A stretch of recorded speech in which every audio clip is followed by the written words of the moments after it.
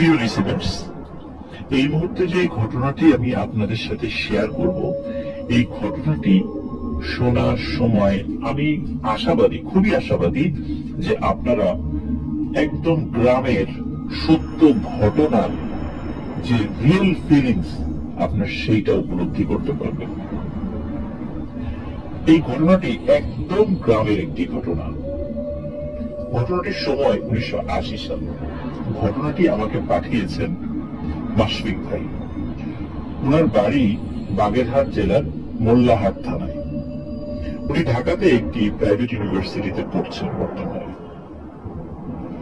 সঙ্গত কারণে উনি গ্রামের নামটি উল্লেখ করেননি, তবে যারা ওই এলাকার তারা এই ঘটনাটি শুনলে আশা করি কোন গ্রামের এবং কার সাথে ঘটেছে সেটা তো আমরা বলেই দিব, এবং আপনারা খুব সহজেই সেটা বুঝতে পারবেন। ঘটনাটি ঘটেছে এই মাশফিক ভাইয়ের এক চাচার সাথে। তার নাম হচ্ছে আব্দুল করিম। করিম চাচা বলেই তারা তাকে ডাকতেন। আর ঘটনাটি আসলে যখন ঘটেছিল তখন ওনার বয়স ছিল 25 কি 26 বছর। উনি সদ্য বিয়ে করেছেন। তো ঘটনাটি আসলে মানে এমন যে ঘটনাটি দুইটা ভাগে বিভক্ত। পৃথিবীতে এমন অনেক ঘটনা আছে, বিশেষ করে ভৌতিক ঘটনা। ঘটনা শুরু হয়ে আবার শেষ হয়ে যায়, মানুষ ভয় পায়, হয়তো বা জ্বর হয়, অসুস্থ হয়, আবার সুস্থ হয়ে যায়। এরকম অসংখ্য ভৌতিক ঘটনা আমরা বলে থাকি। আবার কোনো কোনো ভৌতিক ঘটনা মৃত্যুর মাধ্যম দিয়ে শেষ হয়। কোনো কোনো মৃত্যু হঠাৎ করে হয়, আবার কোনো কোনো ঘটনা তিলে তিলে মানুষকে শেষ করতে করতে মৃত্যুর দিকে ধাবিত করে। এই ঘটনাটি তেমনই একটি ঘটনা। প্রথমে মাশফিক ভাই ওনাদের গ্রামের একটি বর্ণনা দিয়েছেন, যে গ্রামটি ঢাকা খুলনা হাইওয়ের পাশ দিয়ে ওনাদের গ্রামের ভেতর দিয়ে অন্য গ্রামের মানে যাওয়ার জন্য একটি রাস্তা চলে গেছে। মানে ওই ঢাকা খুলনা হাইওয়ের পাশ দিয়ে একটি রাস্তা নেমে ওনাদের গ্রামের ভেতর দিয়ে ওই রাস্তাটি আবার ঢাকা খুলনা হাইওয়েতে চলে গিয়েছে। আবার এই মেইন রাস্তা যেটার কথা বলছি, এই রাস্তার পাশ দিয়ে আরেকটি রাস্তা, ওটি যেতে যেতে ধুধু প্রান্তর, তারপরে বিভিন্ন ফসলি মাঠ, এর মধ্য দিয়ে গিয়ে অন্য একটি গ্রামের সাথে মিশেছে। এই যে শেষ যে রাস্তার কথা বললাম, এই রাস্তার পূর্ব পাশে করিম চাচার বড় ভাইয়ের বাড়ি, আর পশ্চিম পাশে করিম চাচার বাড়ি। করিম চাচার বাবা উনি ওনার দুই ছেলেকে বিয়ে দিয়ে বাড়ি থেকে 1/2 কিলোমিটার দূরে দুইজনকে দুটি ঘর তৈরি করে দেন এবং দুই ছেলেকে সেখানে পরিবার পরিজন নিয়ে থাকতে বলেন। আর করিম চাচা যেই জায়গাটাতে বাড়ি করে দেন, ওই জায়গাটাতে বেশ ঝোপঝাড় ছিল। সেই জায়গাগুলো পরিষ্কার করা হয়, পরিষ্কার করে ওইখানে বাড়ি তৈরি করা হয়। তবে ওই জায়গাটা বেশ নিচু ছিল। নিচু থাকার কারণে করিম চাচা যে কাজটি করেছেন সেটি হচ্ছে যে ওই পুকুর কেটে সেই মাটি দিয়ে বসত ভিটার জায়গাটা উঁচু করেছেন, যাতে করে কখনো বন্যা টন্যা হলেও এই বসত ভিটা যেন পানিতে না ডুবে যায়। যেহেতু পুকুর কেটে মানে সেখানকার মাটি দিয়ে বসত ভিটাটা উঁচু করেছেন, তো পুকুরটা বেশ বড় হয়েছে আর কি। ওই পুকুরে ওই করিম চাচা, চাচি এবং আশেপাশের অনেকেই গোসল করতে আসতো। এইবার আসি মূল কথায়। এতক্ষণ তো বর্ণনা দিলাম। করিম চাচা উনি কিন্তু খুবই শক্তিশালী একজন মানুষ ছিলেন। আর ভয় ডর বলতে যে কি জিনিস, সে জিন ভূত হোক আর মানুষ হোক, কোনো কিছু ভয় উনি পেতেন না। মানে ভয় বলতে যে জিনিসটা আছে সেটা ওনার মধ্যে ছিল না। আর উনি ছিলেন একজন মোটামুটি লেভেলের একজন কুস্তিগির। গায়ে অনেক শক্তি ছিল, অনেক জায়গায় উনি মানে কুস্তি করতেন। ওনার সাথে কুস্তিতে কেউ পেরে উঠত না। তো একদিন উনি মাঠে কাজ করছিলেন, অনেক লোকে কাজ করছিল। কাজ করতে করতে ওনারই পরিচিত মানে বন্ধু বান্ধব আর কি, নাম হলো বাবুল। বাবুলকে উনি হঠাৎ করে বলে ওঠেন, এই বাবুল, আমার সাথে কুস্তি করবি? হঠাৎ করে বাবুল এই প্রস্তাব পেয়ে সে চমকে ওঠে যে এখন মাঠে কাজ করতেছি, এখন আমাকে বলতেছে যে কুস্তি করার কথা। তো বাবুল রাজি হয় না। তো করিম চাচা বারবার বলতেছে, কি রে তুই কি ভয় পাস আমার সাথে কুস্তি করতে? তুই তো পারবি না, তোর গায়ের শক্তি কম, এইভাবে করিম চাচা বলতেছে। তো বাবুল তেমন কোনো কথা বলে না। কারণ হলো বাবুলের একটা ভয় ছিল সত্যি সত্যি যে করিম চাচার গায়ের শক্তি অনেক বেশি ছিল। তো কুস্তি করার সময় যদি করিম চাচা তাকে মারধর করে, এই ভয়ে বাবুল কোনো কথা বলতেছিল না। কিন্তু করিম চাচার বারবার রিকোয়েস্টের কারণে বাবুল বলে, আচ্ছা ঠিক আছে, এখন তো মাঠে কাজ আছে, এখন আর কুস্তি করবো না, আগামীকালকে সকালবেলা তোমার বাড়ি যাব, তোর বাড়িতে ডাক দিব, সকালবেলা দুইজন কুস্তি করে তারপরে গোসল টোসল করে তারপরে মাঠে কাজ করতে আসবো। করিম চাচা বলে, আচ্ছা ঠিক আছে, তাহলে এটাই হোক, আগামীকাল সকালবেলা আমরা দুজন কুস্তি করবো। তো এটা দুজনের মধ্যে বিষয়টা সেটেল হয়ে যায় যে হ্যাঁ, আগামীকালকে সকালবেলা দুজন মিলে কুস্তি করা হবে। যাই হোক, এখন ঘটনা যেটা ঘটে যে সন্ধ্যার দিকে বেশ বৃষ্টি হয়, ওই রাত্রে সন্ধ্যার দিকে বেশ বৃষ্টি হয় এবং প্রায় মধ্যরাতের দিকে বৃষ্টি থেমে যায়। এবং ওই সময়টা আমার বর্ষাকাল ছিল। তো মধ্যরাতের দিকে বৃষ্টি থেমে যায় এবং বৃষ্টি থামার পরে আকাশ একদম পরিষ্কার হয়ে যায়, মেঘ শূন্য আকাশ হয়ে যায়। মানে আকাশের অনেক তারা, আমরা অনেক সময় আকাশে অল্প তারা দেখি, আবার অনেক তারা দেখি যখন আকাশ অনেক পরিষ্কার থাকে, ওরকম অনেক তারা দেখা যাচ্ছিল। চাঁদও ছিল, আবার অনেক তারা দেখা ছিল, একদম মানে পুরো উঠোন এবং আশপাশ অনেক দূর পর্যন্ত চাঁদের আলোতে স্পষ্ট দেখা যাচ্ছিল। তো ওই রাত্রে করিম চাচা যে কাজটি করেছেন সেটি হচ্ছে যে উনি ওই দিন চাচির সাথে ঘুমান নাই ঘরের মধ্যে। ওনাদের যে ঘর ছিল, ঘরে আবার বারান্দা ছিল, বারান্দাতে একটি চৌকি রাখা ছিল, কিন্তু বারান্দাতে কোনো বেড়া ছিল না আর কি, এমনি চৌকি ছিল বিশ্রাম নেওয়ার জন্য। তো ওই দিন চাচিকে বলছেন যে আমি আজকে বাইরে শুবো। চাচা জিজ্ঞেস করছেন কি জন্য? কোন চাচা বলছে এমনি আমি আজকে বাইরে শুবো, আজকে আমার একটু কাজ আছে, ভোরের দিকে চলে যাব, তোমাকে যাতে ডিস্টার্ব না করা লাগে এই জন্য আমি বাইরে শুই। তো চাচি চিন্তা করছেন যে ঠিক আছে, ঘুমাক, বাইরে ঘুমাক। তো ওই রাত্রে করিম চাচা বাইরে ঘুমান। এই চিন্তা করে বাইরে ঘুমিয়েছেন যে ওই ভোরবেলা যে বাবুলের সাথে কুস্তি করতে যাবে এটা আবার চাচিকে বলেন নাই। কারণ সকালবেলা কারোর সাথে কুস্তি করতে যাওয়ার কথা শুনলে চাচি রাগারাগি করতে পারে। এই চিন্তা করে উনি আসলে এই বিষয়টা চাচিকে বলেন নাই, যাতে বাবুল এসে ডাকলে উনি সহজে চলে যেতে পারেন। চাচির জন্য ঘুম না ভেঙে যায় ডাক শুনে ঘুম ভেঙে গেলে তুমি জিজ্ঞেস করবে যে এত ভোরবেলা কোথায় যাও। তো যাই হোক, এই কারণে উনি বারান্দাতে ঘুমিয়েছিলেন। যেহেতু মানে সন্ধ্যা রাত থেকে মধ্যরাত পর্যন্ত বৃষ্টি হয়েছে, এই জন্য কিন্তু পুরো উঠোন এবং আশপাশ রাস্তা কিন্তু কাদা হয়েছিল আর কি। রাত যে কয়টা বাজে এইটা কিন্তু করিম চাচা জানেন না। হঠাৎ উনি শুনতে পান যে বাবুল আসছে। বাবুল এসে বলতেছে যে করিম ওঠ, কুস্তি করবি না? এখন ওই যে চোখে ঘুমিয়েছিলেন ওখানে কিন্তু উনি মশারি টানিয়ে ঘুমিয়েছেন আর কি। তো বাবুলের ডাক শুনে করিম চাচা উঠে বসেন, চোখ মুছতে মুছতে বলেন যে ও তুই আসছিস? তো হ্যাঁ, কুস্তি তো করবো, তারা আমি হাত মুখ ধুই তারপর একসাথে বের হই। বাবুলের ডাক শুনে ওনার ঘুম ভেঙে গেলেও মানে করিম চাচা কিন্তু এতটুকু চিন্তা করতে পারেন নাই যে আসলে এখন কয়টা বাজে। উনি চিন্তা করেছেন হয়তো ফজরের আজান হয়ে গেছে, এখনই ভোর হবে, এরকমটা চিন্তা করেছেন। তো করিম চাচা যখন মশারির থেকে বাইরে বের হতে যাবেন, মানে চৌকি থেকে বাইরে বের হতে যাবেন, হঠাৎ করে ওই বাবুল বাঘের মতো ওই মশারির উপরেই করিম চাচার উপর আক্রমণ করে বসে। করিম চাচা আকস্মিক এই আক্রমণে মানে হতভম্ব হয়ে পড়েন যে কি ব্যাপার, বাবুল আমার বাড়িতে এসে এইভাবে আমার উপর আক্রমণ করে বসলো। বাবুল হঠাৎ করে এই করিম চাচার গায়ের উপরে বসে বলতেছে যে করিম, খুব তো শক্তির বাহাদুরি করতি, খুব তো নিজের ক্ষমতার উপর বড়াই করতি নিজের ক্ষমতাকে নিয়ে, আজ দেখবো কে জেতে আর কে হারে। তখনও কিন্তু করিম চাচা বুঝতে পারেনি যে আসলে কি বিপদে পড়তে যাচ্ছেন।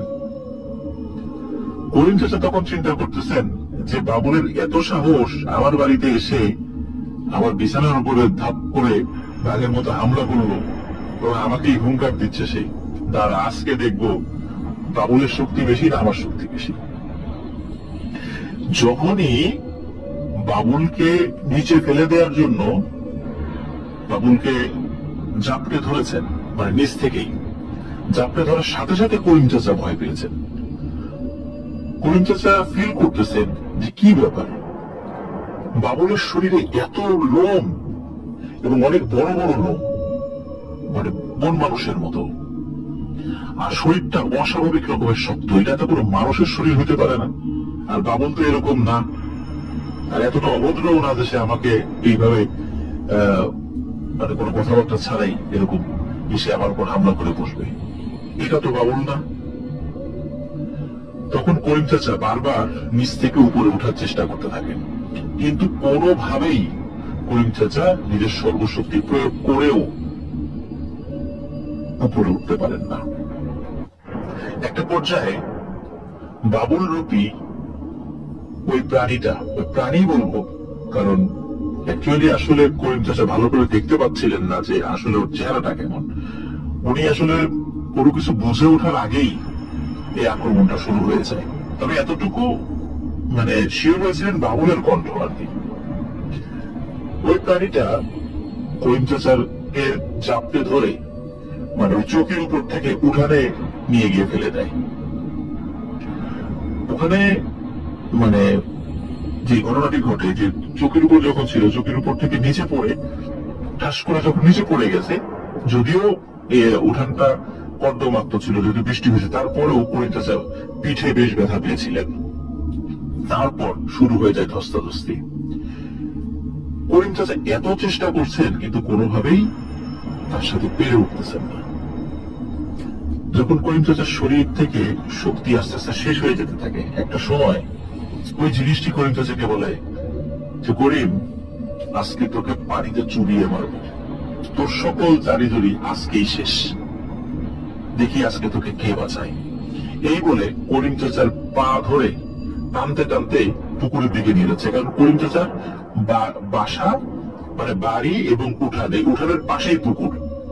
আর শুরুতে একটু বলেছি যে ওই পুকুরের মাটি দিয়েই কিন্তু বসত ভিটাটা উঁচু করা হয়েছে এবং উঠানটা মানে রেডি করা হয়েছে আর কি। তো আস্তে আস্তে ওনাকে পুকুরের দিকে নিয়ে যাচ্ছে। করিম চাচা নিজের সর্বশক্তি প্রয়োগ করেও কোনোভাবেই নিজেকে থামাতে পারছিলেন না। আস্তে আস্তে পুকুরের দিকে নামিয়ে নিয়ে যাচ্ছে। এদিকে যে এত ঘটনা ঘটে যাচ্ছে, চাচির কিন্তু ঘুম ভাঙছে না। এই যে উঠানে ধপাস ধপাস শব্দ হচ্ছে কুস্তির, চাচির ঘুম ভাঙছে না।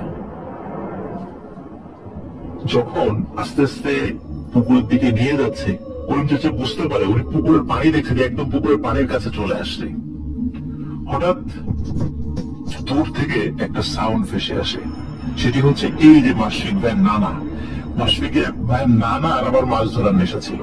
উনি যে কাজটি করতেন সেটি হচ্ছে যে ফজর আজানের আগে অনেক সময় ওই যে কোচ বা আমরা যে টেটা বলি, এটা নিয়ে মাঝে মাঝে বের হতেন, বের হয়ে মাছ ধরতেন। তো ওই রাত্রে উনি বের হয়েছিলেন, তখনও ফজর আজান দেয়নি।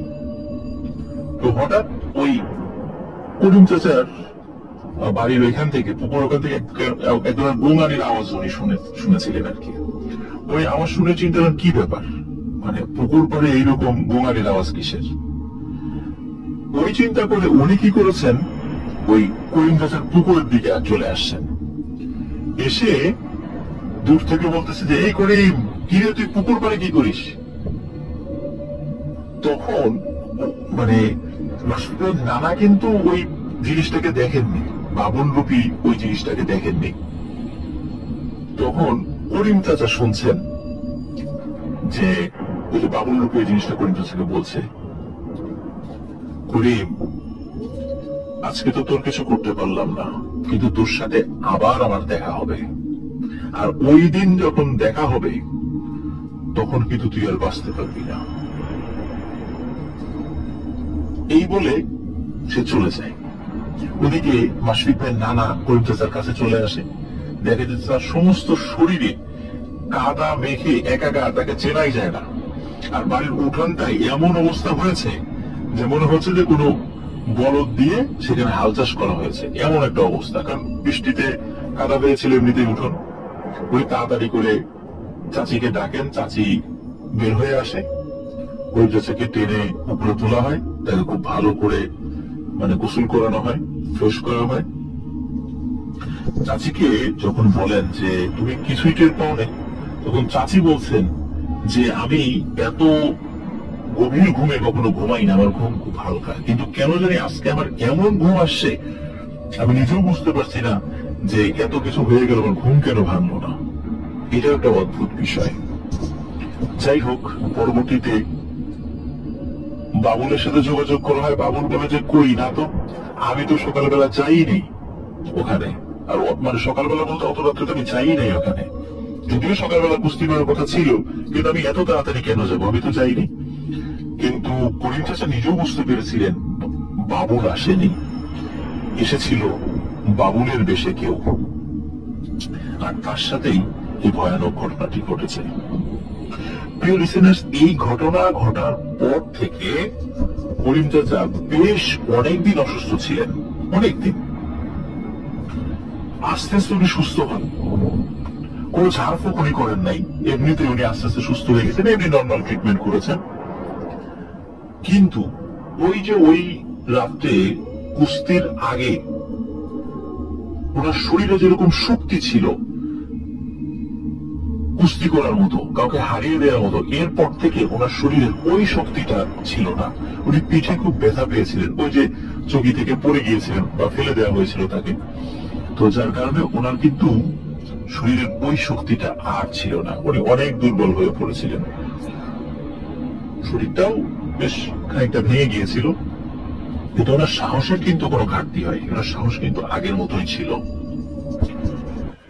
যাই হোক, ঘটনা কিন্তু এখানেই শেষ নয়। ঘটনার আরো একটি ভয়ানক পার্ট এখনো বাকি, সেটি আমি আপনাদেরকে এখন বলতে যাচ্ছি। কারণ ওই ভয়ানক পিশাচটি করিম চাচাকে বলে গিয়েছিল, করিম তোর সাথে আমার আবার দেখা হবে, আর ওই দিনই হবে তোর জীবনের শেষ দিন। যাই হোক, এই 1980 সালের পরে 8 বছর পার হয়ে গেছে, তার মানে 1988 সাল। 1988 সালে যে ভয়াবহ বন্যা হয়েছিল সারা দেশব্যাপী, এই ঘটনাটি ঘটেছে ঠিক এই বন্যা পরবর্তীকালে, কিন্তু সালটা 1988 সাল। করিম চাচার এক বোন আছে, এই বোনকে বিয়ে দিয়েছিলেন তিনি গোপালগঞ্জের পারকুশলী গ্রামে।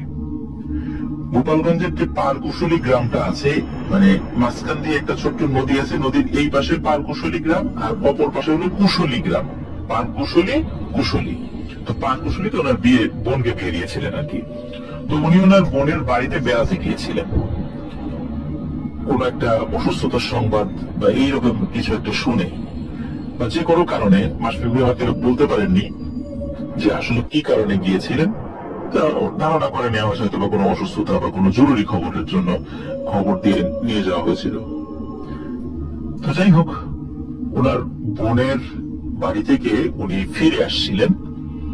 তো উনি পারকুশলী থেকে কুশলী চলে আসছেন, নৌকাতেই পার হয়ে গেছেন, তখনও মাঝি ছিল, খুব বেশি হয় নাই, দিনে দিনে উনি বের হয়ে আসছিলেন। তো কুশলী থেকে উনি যখন হাঁটা শুরু করেছেন, তখন আবার রাত হয়ে গেছে, উনি হাঁটতে হাঁটতে ওই জায়গাটাতে একটা হাওর আছে, তার নাম হচ্ছে বর্ণি হাওর। লিসেনার আবার বলছি, হাওরটা হাওর না, এটাকে বাওর বলে, আসলে এটাকে বাওর বলে, বর্ণি বাওর।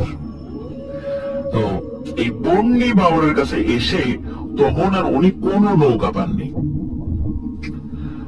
যখন কোনো নৌকা না পান, তখন উনি চিন্তা করেন আমি তো এখন আর ব্যাক করে যেতে পারবো না। যদিও ওই বর্ণি বাওরের যে পাশ থেকে এক পাশ থেকে আরেক পাশে যাবে, সেটাও তো খুব বেশি বড় ছিল না, সেটাও ছোট ছিল, এবং মোটামুটি উনি অনায়াসেই এতটুকু জায়গা সাঁতরে পার হওয়ার মতো শক্তি ওনার ছিল। উনি চিন্তা করলেন যে আমি সাঁতরে পার হয়ে যাব। রাত যে তখন কটানো, যে এটা কিন্তু ওনার ঘড়ি ছিল না, এটা উনি ঠাউর করতে পারছিলেন না। তো উনি পুকুর তো না বাওরে নেমে যান এবং সাঁতার কাটতে শুরু করেন। কিছুদূর সাঁতার কাটার পরে ওনার সামনে মানে বেশ বড় জায়গা নিয়ে কিছু কচুরিপানা সামনে চলে আসে। তো উনি চিন্তা করছেন যে কচুরিপানা, অনেকগুলো কচুরিপানা যদি মানে এক জায়গায় ধরি তাহলে কি হবে, মানে কচুরিপানা তো সহজে ডোবে না, এইটাকে ধরে আমি আরামসে সাঁতরে চলে যেতে পারবো, তাহলে শরীরের শক্তি কম হবে। তো ওই চিন্তা করে যখন উনি কচুরিপানা মানে কিছু ওই সাঁতারের ভিতর দিয়ে কচুরিপানা এক জায়গা করতে গিয়েছেন, হঠাৎ করে ওনার মনে হলো যে শক্ত কিছু ওনার হাতে বেঁধেছে আর কি, এবং সেটা ভাসছে। তো ওনার কাছে মনে হয়েছে এটা কলা গাছ বা এমন কিছু যেটা মানে ভেসে আছে আর কি, এটা সহজে ডুববে। তখন উনি ওইটার উপর ওইটাকে হাত দিয়ে চাপড়ে ধরেছেন, এক হাত দিয়ে আর এক হাত দিয়ে সাঁতার কাটছেন।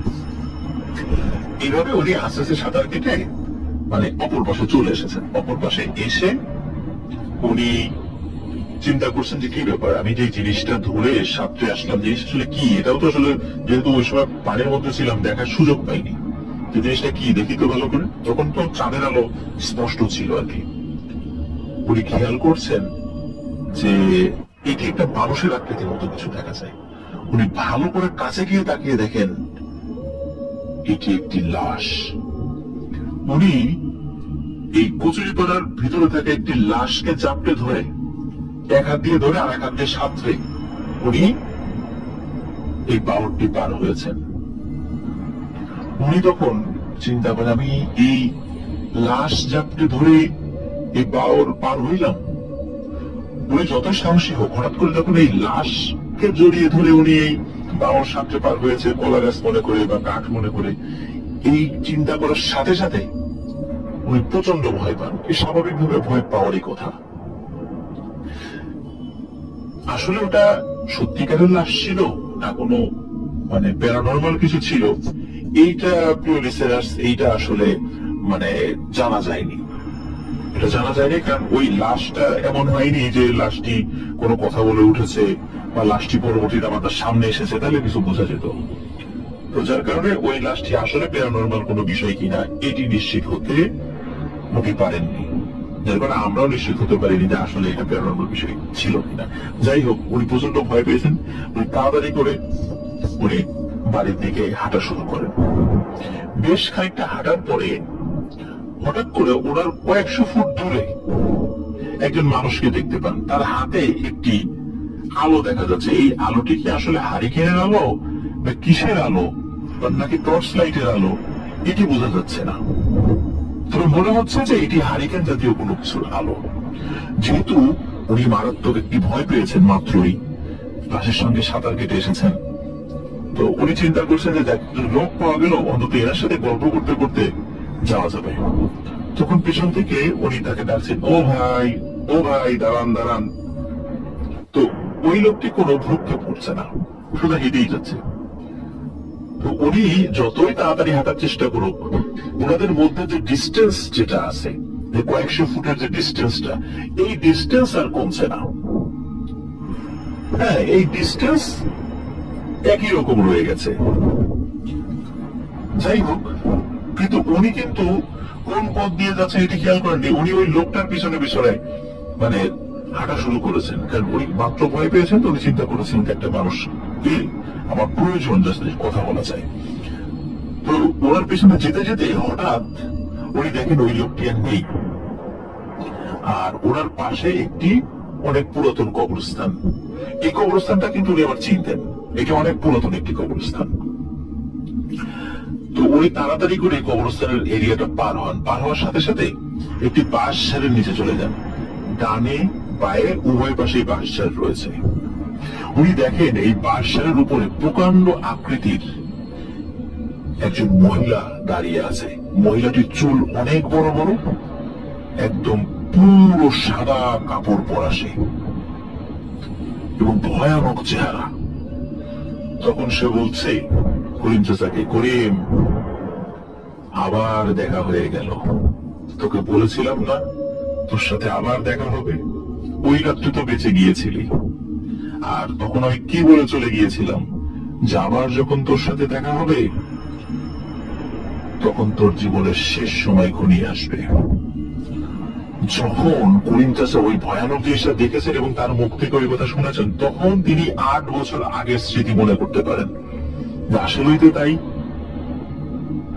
তখন উনি প্রচন্ড ভয় পান এবং ভয় পেয়ে আসলে কারোর সাথে কুস্তি করা তো দূরের কথা, কারণ ওনার শক্তি তো আগের মতো ছিল না। জোর জোর দোয়া পড়তে থাকেন, আয়াতুল কুরসি বা যেই দোয়া উনি জানতেন, সূরা পড়া যেটা উনি মুখে আসে সেটা পড়া শুরু করেন। হঠাৎ করে দেখেন ওই বিশাল আকৃতির ওই মহিলাটি বাদশাহের উপরে দেখা যাচ্ছে না।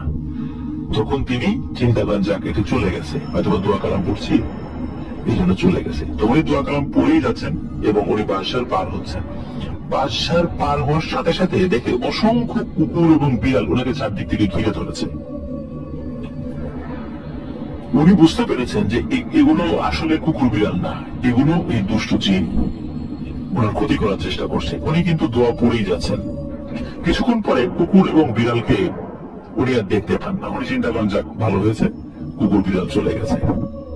কুকুর বিড়াল চলে যাওয়ার সাথে সাথে হঠাৎ উনি সামনে একজন স্বাভাবিক মানুষ, কিন্তু বেশ উঁচু লম্বা, স্বাভাবিক মানুষ যদি ম্যাক্সিমাম 6 ফুট হয় তাহলে তার হাইট প্রায় 8 ফুট এরকম।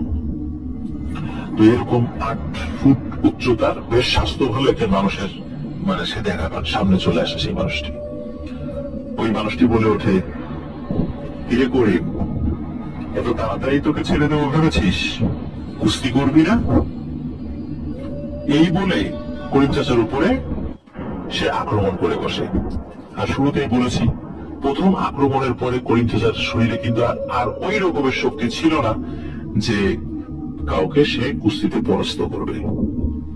ধস্তাধস্তি শুরু হয়ে যায় এবং খুব সহজেই করিম চাচাকে ওই জিনিসটি ধরাশায়ী করে ফেলে। করিম চাচার শরীরে মারাত্মকভাবে আঘাত করতে থাকে। এদিকে ঘটে আরেকটি ঘটনা। আসলে আল্লাহ যাকে রক্ষা করবেন, কোনো না কোনো ভাবে সে মানুষ হোক জিন হোক, কাউকে না কাউকে সাহায্যকারী আল্লাহ তাআলা পাঠিয়ে দেবেন বা ফেরেশতাদেরকে পাঠিয়ে দিয়ে তাকে রক্ষা করবেন। ওই সাইড দিয়ে যেখানে ধস্তাধস্তি হচ্ছিল, ওর থেকে আরেকটু দূরে একটি মাটির রাস্তা রয়েছে।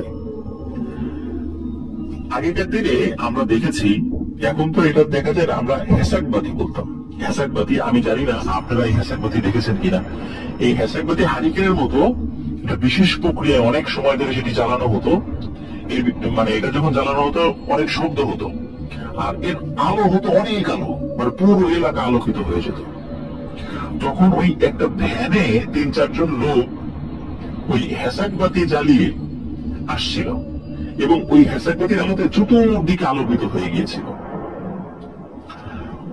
ওনারা যখন ভ্যানে আসছিলেন, মাটির রাস্তা ছিল, তখন ওই আলোতে ওনারা দেখছেন কি ব্যাপার, দূরে একজন মানুষকে দেখা যায় মনে হয়।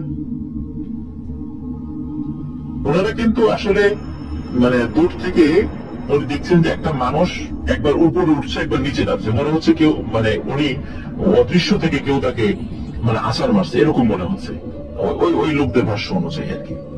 তখন ওনারা দ্রুত ভ্যান থামিয়ে হেসাকবাতি নিয়ে সেখানে যান, গিয়ে দেখেন যে একজন মানুষ পড়ে আছে। তখন তার সেন্স ছিল একদম মুখ থেকে ফেনা টেনা বের হয়ে গেছে এবং খুব মারাত্মক ভাবে আহত হয়েছেন তিনি। তখন ওনারা তাড়াতাড়ি তাকে নেয়। এর ভিতরে একজন আবার করিম চাচাকে চিনত, তো তাড়াতাড়ি করে তার বাড়িতে নিয়ে আসা হয়। এখানে একটা বিষয় বলে রাখি প্রিয় লিসেনার্স, যখন ওই ভ্যানের লোকজন আসছিল, তখন কিন্তু ওই দুষ্ট জিনটি বুঝে গিয়েছিল যে মানুষ চলে এসেছে। তখন কিন্তু ওই করিম চাচাকে বলেছে যে, করিম, আজকেও তো প্রাণে বেঁচে গেলি রে তুই, কিন্তু তুই কি ভেবেছিস তোকে প্রাণে মারতে না পারলেও তোকে এমনিতেই ছেড়ে দেব? তোর এমন অবস্থা করে ছেড়ে দেব, তুই জীবনে আর কখনো স্বাভাবিক হতে পারবি না। এই কথা বলে সে চলে গিয়েছিল। প্রিয় লিসেনার্স, সত্যি তাই। করিম চাচা যতদিন জীবিত ছিলেন, এরপরে উনি কখনো স্বাভাবিক হননি। এরপরে কি হয়েছিল, করিম চাচা এই ঘটনার পরে উনি আস্তে আস্তে কুজো হয়ে যান। উনি রুকুর হালতে, আমরা নামাজে যেরকম রুকু দিই না, উনি ওরকম রুকুর হালতে চলে গিয়েছিলেন। উনি ওইভাবে হাঁটতেন আর উনি প্রচন্ড অসুস্থ হয়ে গিয়েছিলেন। যদিও বিভিন্ন ভাবে উনি ট্রিটমেন্ট করেছেন, ঝাড়ফুঁক করেছেন, ডাক্তার দেখিয়েছেন, অনেক বড় বড় ডাক্তারই উনি দেখিয়েছেন, কিন্তু উনি আর কখনো স্বাভাবিক জীবনে ফেরত যেতে পারেননি। করিম চাচার স্ত্রী এখনো জীবিত আছেন। করিম চাচা 2017 সালে মারা গেছেন। বার্ধক্যজনিত কারণে হোক বা এই অসুস্থতার কারণে হোক উনি মারা গেছেন। কিন্তু আসলে ওই যে প্রাণীটি বা জিনটি আসলে সে কোথা থেকে হঠাৎ করে করিম চাচার উপর ভর করলো বা কিভাবে সেটি এসেছে, কোন ঘটনার প্রেক্ষাপটে এসেছে, এটি কিন্তু করিম চাচা কখনোই জানতে পারেননি। তবে ওনার পরিবার, ওনার স্ত্রীর আশেপাশের লোকজন ধারণা করেন যে ওই যে বাবুলকে যখন কুস্তি করার আমন্ত্রণ জানিয়েছিল, চ্যালেঞ্জ করেছিল, ওই জমির পাশে একটি বড় তাল গাছ ছিল। অনেকেই বলতো ওই তাল গাছে ভয়ানক কিছু আছে। অনেকে বলে যে ওই ভয়ানক কিছু জিনিসটাই হয়তোবা ওই শুনেছিল আর সেই বাবুলের সুরত ধরে এসেছিল। যাই হোক, করিম চাচা মারা গেছেন, আল্লাহ তাআলা তাকে জান্নাত নসিব করুক। করিম চাচার সন্তানেরা, তার স্ত্রী এখনো জীবিত আছেন। হয়তোবা মাশফিক ভাইয়ের এই ঘটনাটি তারাও শুনছেন। করিম চাচার রুহের মাগফিরাত কামনা করছি। সেই সাথে প্রিয় লিসেনার্স, একটি বিষয় বলি, সেটি হচ্ছে যে ওই যে ভয়ানক জিনিস, সে কিন্তু বারবার করিম চাচাকে বলছিল যে তোর শক্তির বাহাদুরি আজ শেষ করব। তার মানে আমরা এই ঘটনা থেকে একটা জিনিস শিক্ষা পাই, সেটি হচ্ছে যে আসলে যদি শরীরের শক্তি থাকে বা কারো যদি অর্থ শক্তি থাকে বা যে ধরনের শক্তি থাকুক না কেন, এটা আল্লাহর দান, এটা আল্লাহর একটা বিশেষ অনুগ্রহ, সৃষ্টিকর্তার একটা অপার করুণা। তো সৃষ্টিকর্তার এই অপার করুণাকে আসলে সৃষ্টিকর্তার প্রতি কৃতজ্ঞতার মাধ্যমে প্রকাশ করতে হবে। আমরা যদি কখনো দাম্ভিকতা প্রকাশ করি তাহলে কিন্তু এমনও হতে পারে এই যে করিম চাচার ঘটনার মতো, যে কোন একটা দুষ্ট জিন সে কিন্তু এই সুযোগটা নিতে পারে।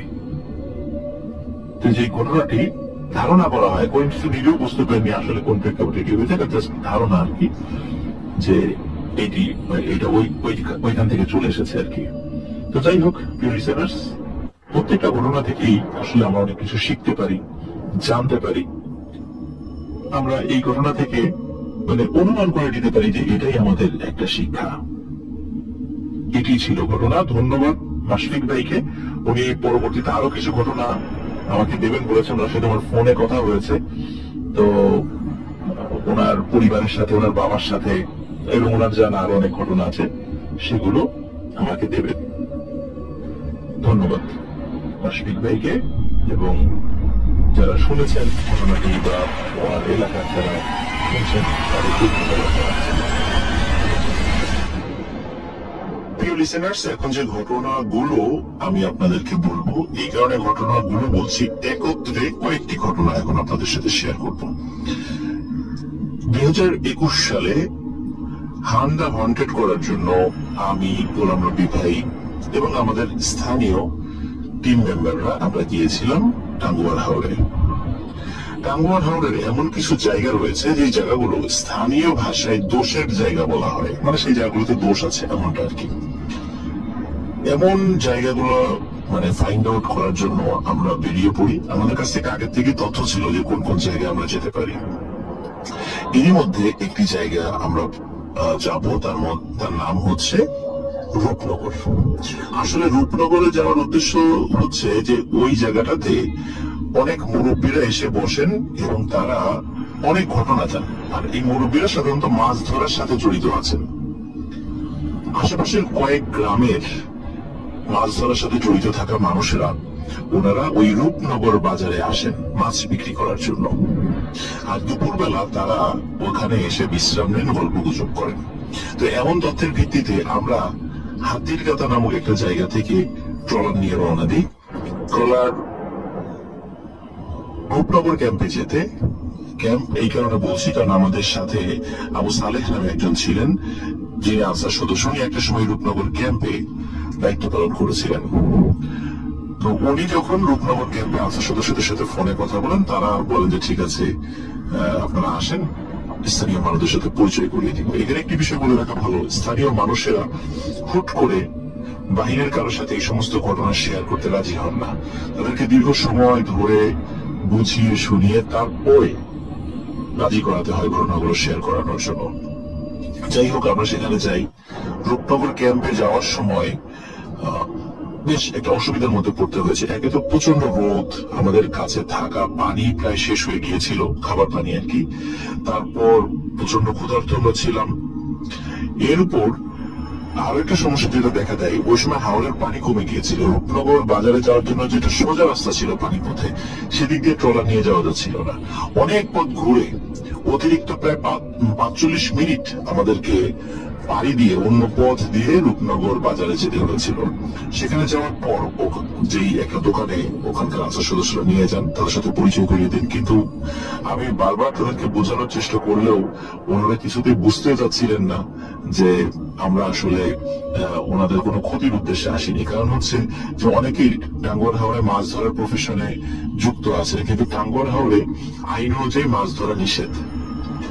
তারা চিন্তা করেছেন হয়তো আমরা সরকারের কোন ইন্টেলিজেন্স উইং এর লোক কিনা, আমাদের কাছে কোনো তথ্য বলবে কিনা যে তারা মাছ ধরে, এই সেই এই ধরনের অনেক চিন্তা ভাবনা করতে করতে পরে তারা রাজি হলেন। তো দুজন ব্যক্তির কাছ থেকে আমরা ঘটনা সংগ্রহ করেছিলাম। একজনের নাম হচ্ছে নকরুল ইসলাম, আরেকজনের নাম হচ্ছে ইদ্রিস আলী। সর্বপ্রথম আমি ইদ্রিস আলী ভাইয়ের কাছ থেকে সংগ্রহিত ঘটনা আমি আপনাদের সাথে এখন শেয়ার করব। ঘটনাটি মানে যেই জায়গাটাতে ঘটেছে সেই জায়গার নাম হচ্ছে তেগুনিয়া। স্থানীয় ভাষায় তারা তেগুনিয়া বলে আর কি। তো তেগুনিয়া যে জায়গাটা রয়েছে, এই জায়গাটি বেশ একটা বড় এলাকা নিয়ে। তো ওখানে অনেক হন্টেড ঘটনা ঘটে। আর যে নকরুল ইসলামের কথা আরেকজনের কথা যেটা বলেছি, উনিও এই তেগুনিয়া কেন্দ্রিক ঘটনায় আমাদের সাথে শেয়ার করেছেন আর কি। তো প্রথমে ইদ্রিস আলী ভাইয়ের কথা বলি, যেটি হচ্ছে ওনারা মাছ ধরছিলেন একদিন। এটা কিন্তু দিনের বেলার ঘটনা।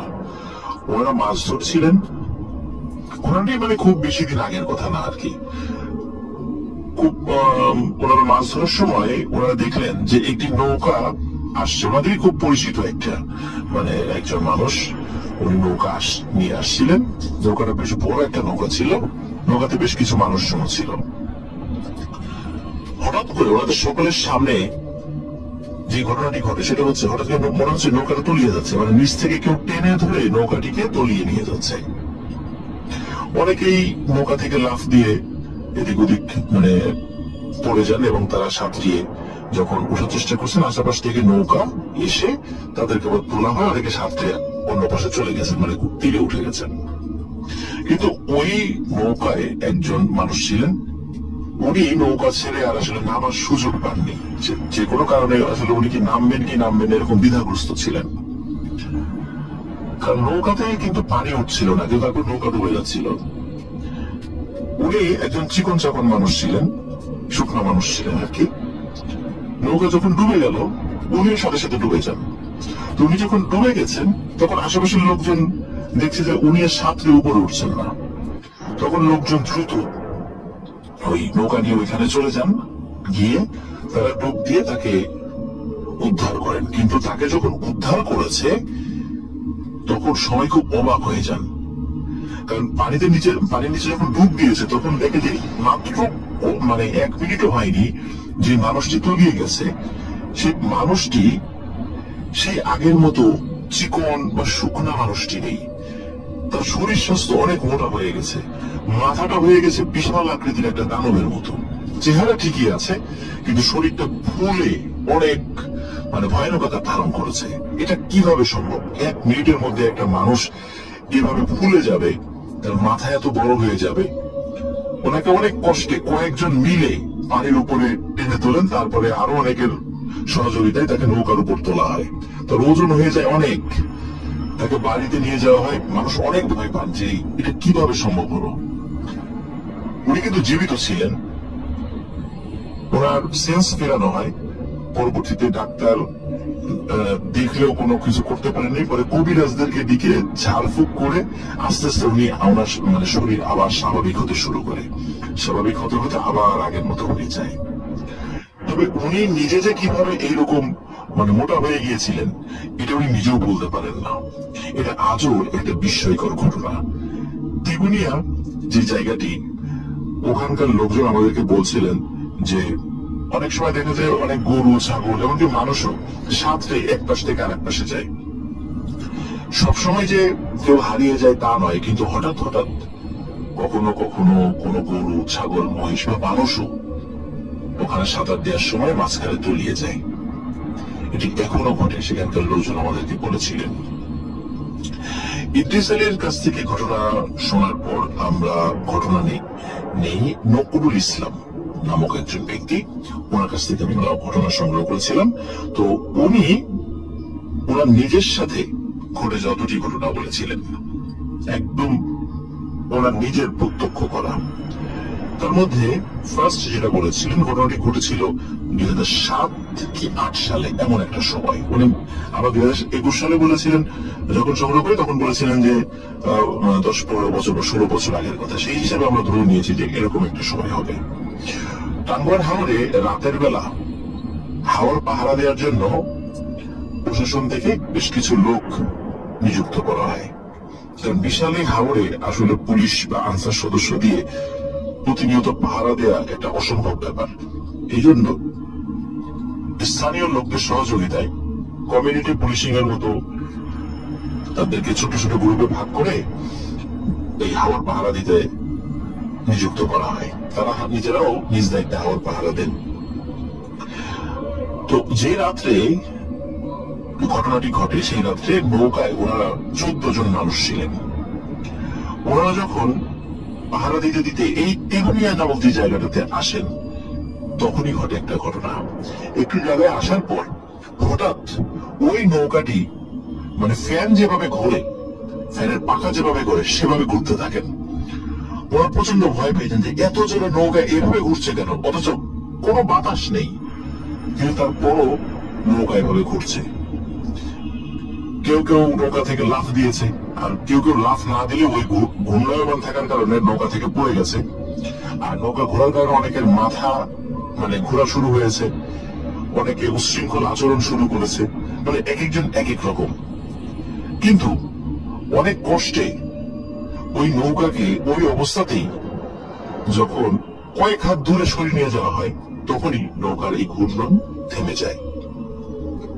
কোনো বাতাস নেই, কিচ্ছু নেই। হঠাৎ নৌকা কেন এভাবে ঘুরছিল?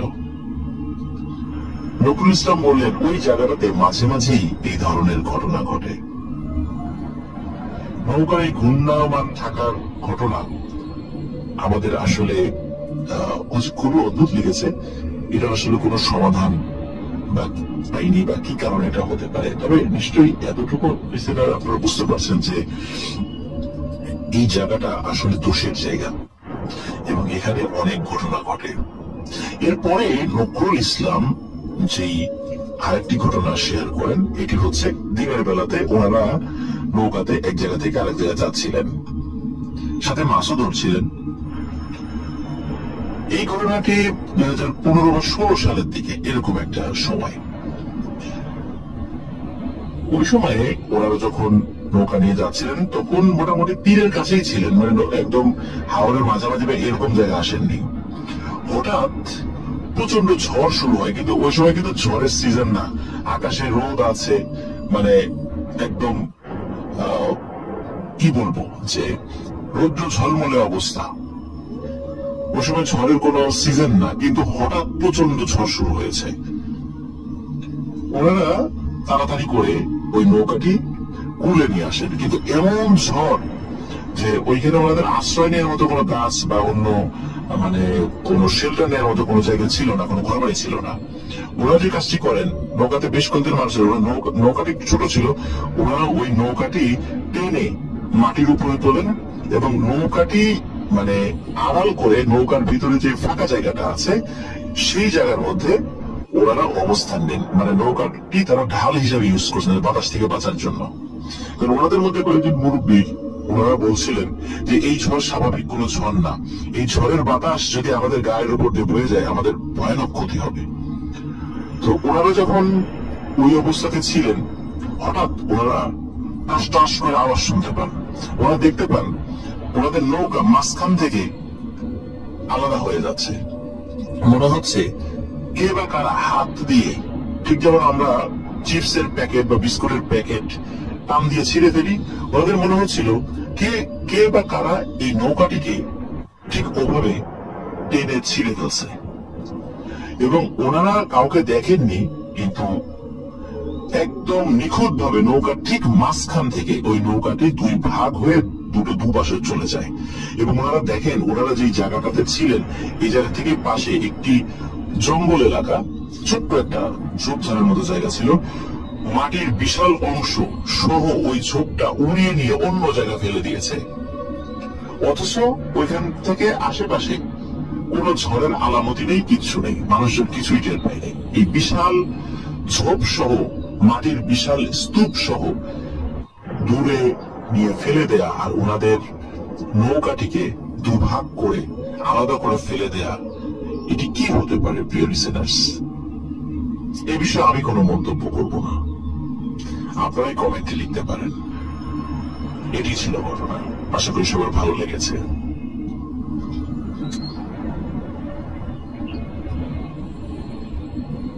প্রিয় লিসেনার্স, আশা করি আমাদের ঘটনা আপনাদের ভালো লেগেছে। ঘটনা ভালো লাগলে লাইক, কমেন্ট ও শেয়ার করে আমাদের সাথে থাকুন। পরবর্তী ঘটনা শোনার আমন্ত্রণ জানিয়ে আজকের মতো এখানে বিদায় নিচ্ছি। আসসালামু আলাইকুম।